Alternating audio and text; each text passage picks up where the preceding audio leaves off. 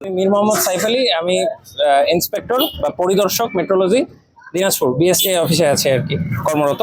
তো আজকে আমরা একটা মোবাইল কোর্ট অভিযানে আসছিলাম আমাদের হাকিমপুর উপজেলায়। আমরা বিরামপুরেও আজকে অভিযান পরিচালনা করেছি। মূলত তেলের যে একটা সংকট তৈরি হয়েছে আমাদের দেশে, সেটার প্রেক্ষিতে আমরা আসা।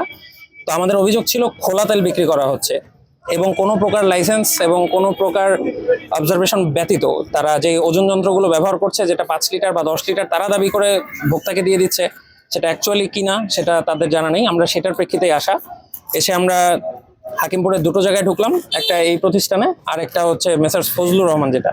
তো সেটাতে আমরা কেরোসিন এবং ডিজেল দুইটা পরিমাপ করেছি 10 লিটার। দুটাতে আমরা ওজনে কম পেয়েছি, ভলিউমে অ্যাকচুয়ালি তেল যেহেতু মিলিলিটারে মাপে। তো একটাতে 90 মিলি কম পেয়েছি প্রতি 10 লিটারে, আরেকটাতে 60 মিলি কম পেয়েছি আমরা প্রতি 10 লিটারে।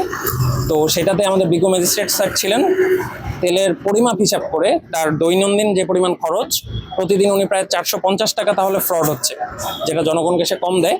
সেই হিসেবে প্রতি মাসে তার 13,500 টাকার মতো কম আসে। সেখান থেকে স্যারের বিবেচনা অনুযায়ী 10,000 টাকার মতো তাকে অর্থদণ্ডে দণ্ডিত করে এবং তাকে আমরা সতর্ক করি যাতে সে বিএসটি যত দ্রুত সম্ভব লাইসেন্স নিয়ে নেয়। তাহলে প্রতি বাৎসরিকভাবে সেটা একটা মনিটরিংয়ের মধ্যে থাকবে। আমরা ওনাদেরকেও তাই বলেছি। এখানে যেটা সমস্যা হচ্ছে, ম্যাক্সিমাম বিএসটি অফিসের নাম জানে না, কীভাবে করতে হয় সেই প্রসিডিওর জানে না।